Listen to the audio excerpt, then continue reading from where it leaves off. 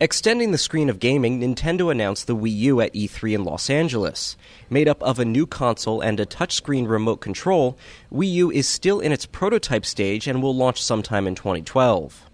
Conceptually, we've always had people, when they play, like, say, a multiplayer experience, right? They were playing the same game with the same controls.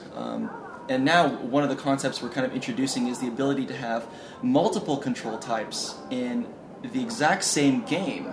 And so those can be tailored depending on what the developer wants to do.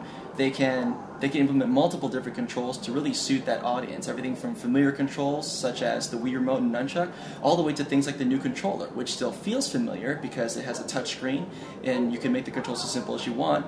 But it can also be as complex. For example, like Battle Me has a lot of different control schemes that have used multiple button inputs and that can really appease the casual all the way to the core audience.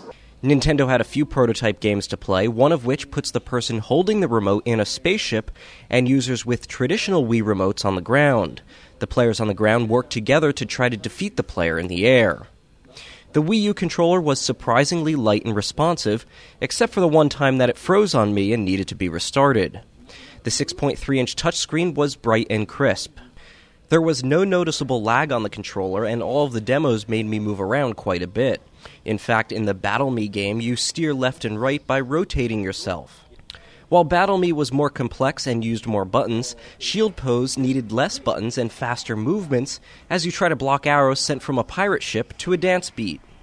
So whether Wii U will rejuvenate motion gaming for Nintendo remains to be seen, but for now, a few bugs need to be worked out before it launches sometime next year. At E3 in LA, Nick Barber, IDG News Service.